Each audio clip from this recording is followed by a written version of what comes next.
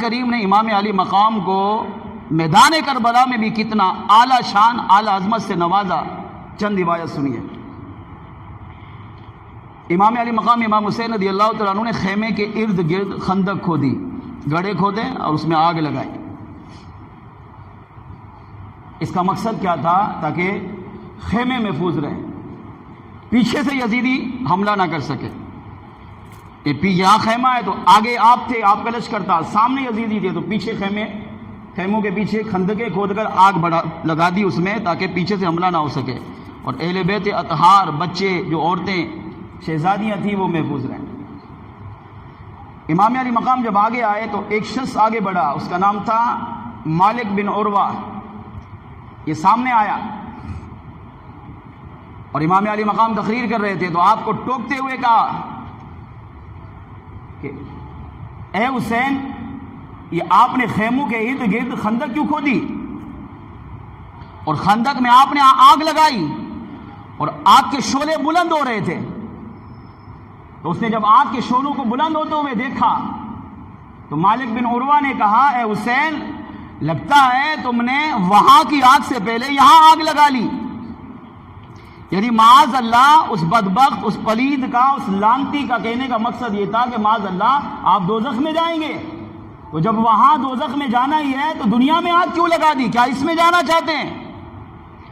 اب یہ جملہ بڑا سخت تھا، نازیبا تھا، بے ادبی والا تھا، توہین والا تھا. یاد رکھیں، امتی گناہگار ہو، بدکار، فاسق، فاجر ہو سکتا ہے، مگر اہل بیت کا اگر بے ادب ہوا، اہل بیت کا گستاخ ہوا، یا صحابی کا گستاخ ہوا، یا کسی نبی ولی کا گستاخ یا بے ادب نکلا تو پھر اس کے اعمال برباد کیے جائیں گے، پھر ساری زندگی بھی وہ تباہ و برباد ہوگا اور دنیا جیسے تیسے گزار بھی دے. مگر یہ بے ادبی، توہین ایسی لانتی چیز ہے کہ یہ چیز اس کی قبر کو بھی جہنم کا گڑھا بنا دیتی ہے، اور یہی چیز قیامت کے دن اسے گھسیٹ کر جہنم میں داخلے کا ذریعہ بنتی ہے. بے ادبی، توہین کو کبھی بھی زندگی میں اپنی زبان پر مت لائیے گا. یہ آج کے جمعے کا سمجھو سب سے بڑا اہم درس ہے. اب دیکھیں، گناہگار ہونا، بدکار ہونا، فاسق فاجر ہونا، بے نمازی ہونا، حج نہیں کر رہا، زکوٰۃ نہیں دے رہا، صدقہ خیرات نہیں کر رہا، نیک اعمال نہیں کر رہا، روزے نہیں رکھ رہا، یہ حقوق اللہ ہیں. اللہ چاہے گا تب بھی معاف کر دے گا. مگر بے ادبی، گستاخی، توہین ایک ایسی چیز ہے کہ جو معاف نہیں کیا جا سکتا، وہ تباہ و برباد ہو جاتا ہے. اب مالک بن عروہ نے کہا آپ نے وہاں کی آگ سے پہلے، جہنم کی آگ سے پہلے یہاں آگ لگا دی.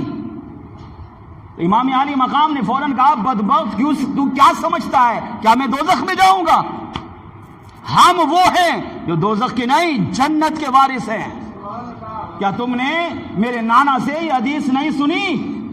الحسن والحسین سیدا شباب اہل الجنہ، میرا بیٹا حسن، میرا بیٹا حسین جنتی جوانوں کے سردار ہیں، اور سردار کی اجازت کے بغیر کوئی جنت میں جا ہی نہیں سکتا. ہم جنت کے وارث ہیں، ہم جس کو چاہیں گے جنت میں داخل کریں گے اور ہم جس کو چاہیں گے جنت سے دور کر دیں گے. تو یہ سمجھتا ہے میں دوزخ میں جاؤں گا؟ ہم تو جنتی وارث ہیں. کیا تو نے یہ حدیث نہیں سنی؟ میرے آقا علیہ السلام نے فرمایا الحسین والحسن ہما ریحان فی الجنہ، میرا حسن، میرا حسین جنتی پھولوں میں سے دو پھول ہیں، اور پھول کو ہمیشہ سونگا جاتا ہے. صحابہ کہتے ہیں بعض اوقات ہم نے یہ بھی دیکھا امام الانبیاء صلی اللہ علیہ وسلم حسنین کریمین کو چومتے بھی تھے، سونگتے بھی تھے. بچوں، ماں باپ اولاد کو چومتے ہیں، سونگتے نہیں ہیں، مگر امام الانبیاء حسنین کریمین کو سونگا کرتے تھے. جب صحابہ نے سونگنے کی وجہ پوچھی تو میرے آقا نے یہاں پر بیان کیا کہ میرا بیٹا حسن حسین جنتی پھولوں میں سے دو پھول ہیں، اور پھولوں کو اس لیے سونگا جاتا ہے کہ ان سے خوشبو آتی ہے. میں اس لیے سونگتا ہوں کہ ان سے جنت کی خوشبو آتی ہے. تو کیا سمجھ رہا ہے میں دوزخ میں جاؤں گا؟ ایک آپ کے ساتھی آگے بڑھے، اس نے کہا امام علی مقام اجازت دیں، تیر تانا، کہا اجازت دیں، ابھی تیر ماروں گا، اس بدبخت کو واصل جہنم کروں گا. مگر میرے امام نے فرمایا نہیں، جنگ کی ابتدا ہم سے نہیں ہونی چاہیے. اس سے بڑی شفقت کیا ہوگی؟ فرمایا ابتدا قتل کی ہم سے نہیں ہونی چاہیے. ان کی طرف سے ہونی چاہیے تاکہ قیامت کے دن وہ کوئی بہانہ ان کے پاس نہ بچ پائے۔ منع کر دیا کہ تیر نہیں مارنا ہے، کیا کرنا؟ اللہ کی بارگاہ میں ہاتھ اٹھا دیے، دعا مانگی، عرض کیا اے اللہ اس بدبخت نے بہت سخت جملہ میرے بارے میں کہا، اس سے مجھے تکلیف ہوئی، تو اسے دنیا کے آگ کے عذاب میں مبتلا فرما۔ اسے بدبخت تھا، گستاخ تھا، بے ادب تھا، اب گستاخ بے ادب کے لیے کوئی رعایت نہیں ہے۔ تو امام نے وہاں دعا مانگی کھڑے کھڑے عاشورہ کے دن 10 محرم العام، اے اللہ اس بدبخت نے مجھے جہنمی کہہ کر میری توہین کی، تو اسے آخرت میں تو جہنم میں جائے گا، دنیا میں اسے آگ کے عذاب میں مبتلا فرما۔ میرے امام نے ابھی دعا مانگی، دعا ختم نہیں ہوئی تھی، ابھی کہہ رہے تھے اللہ کی بارگاہ میں۔ وہ مالک بن عروہ گھوڑے پر سوار تھا، تو اس کا گھوڑا بدکا، دوڑا تو آگے زمین میں سوراخ تھا، تو گھوڑے کا پاؤں زمین کی سوراخ میں گھسا، تو گھوڑا دھڑام سے گرا۔ جب گھوڑا گرا تو یہ بھی گرا، جب گرا تو اس کا پاؤں گھوڑے کی رکاب میں پھنسا، جہاں پاؤں رکھتے ہیں اسی جگہ پاؤں پھنس گیا، ایک نیچے اور ایک پاؤں پھنس گیا۔ اب یہ لٹکا، گھوڑا اٹھا اور گھوڑے نے اس کو گھسیٹا۔ اب یہ 22,000 یزیدی لشکر دیکھ رہا ہے کہ امام علی مقام کو میرے رب کریم نے کیا مقام عطا کیا۔ گھوڑے نے اسے گھسیٹا، میدان میں گھمایا، اٹھ بھی نہیں سکا، ذلیل اور رسوا کرتے کرتے کرتے اسی گھوڑے نے مالک بن عروہ کو اسی خندق میں جا کر ڈالا جو خندق امام علی مقام کے ساتھیوں نے حفاظت کے لیے کھودی ہوئی تھی، اور یوں وہ زندہ آگ میں جل کر راکھ ہو گیا۔ جب امام علی مقام نے اسے آگ میں جلتا دیکھا تو سجدہ شکر ادا کیا اور عرض کیا اے اللہ تیرا شکر ہے تو نے اپنے نبی کے اہل بیت کے گستاخ کو دنیا میں سزا عطا فرما دی۔ اس سے پتہ چلا، ایک عقیدہ سیکھنے کو ملا۔ بعض جاہل لوگ، جاہل قسم کے لوگ اس طرح کی باتیں کرتے ہیں کہ معاذ اللہ شہدائے کربلا، وہاں میدان کربلا میں اہل بیت بے بس تھے، مجبور تھے، لاچار تھے، وہ کچھ نہیں کر سکتے تھے۔ یہ عقیدہ بالکل غلط، دین اسلام کے خلاف ہے، بلکہ ایسی بات کہنا اعلیٰ حضرت فرماتے حرام ہے۔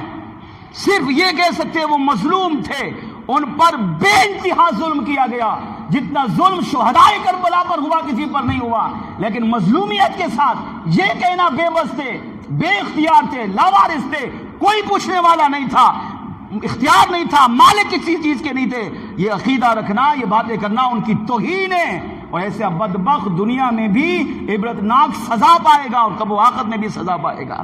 نہیں، وہ مالک تھے، ان کے پاس سب کچھ تھا، اختیار تھا، کنٹرول تھا، وہ جو چاہتے میدان کربلا میں کر سکتے تھے، لیکن سب کچھ ہونے کے باوجود بھی کچھ بھی نہیں کیا، اس لیے کہ یہ سارے کے سارے اپنے رب کی عطا کردہ تقدیر پر راضی تھے۔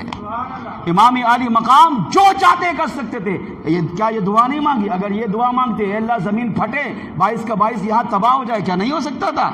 جب ایک بدبخت آگ میں جل کر راکھ ہو گیا تو سارے نہیں جل سکتے تھے؟ آپ اشارہ کرتے تو کیا دریائے فرات چل کر آپ کے قدموں میں نہیں آتا؟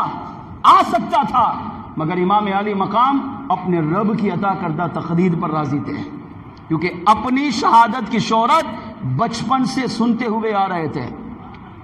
اپنی شہادت کا پتہ کہ مجھے میدان کربلا میں شہید ہونا ہے، باپ نے بھی یہ درس دیا، خاتون جنت ماں نے بھی یہ درس دیا، مولا مشکل کشا نے بھی یہی درس دیا، امام الانبیاء نے بھی یہی درس دیا۔ جانتے تھے مجھے شہید ہونا ہے، اور مصیبتوں کے پہاڑ مجھ پر ڈالے جائیں گے، مگر کبھی بھی یہ دعا نہیں مانگی اللہ اس کو دور کر مجھے بچا۔ ہر دفعہ جب بھی مانگی یا کسی سے دعا کروائی تو یہ کروائی، اے اللہ مجھے اس آنے والی مصیبتوں پر استقامت عطا فرما، استقامت کا پہاڑ بنا۔ لہذا یہ عقیدہ رکھنا کہ بے بس تھے، مجبور تھے، لاچار تھے، بے اختیار تھے، کچھ نہیں کر سکتے تھے، جاہلانہ عقیدہ ہے۔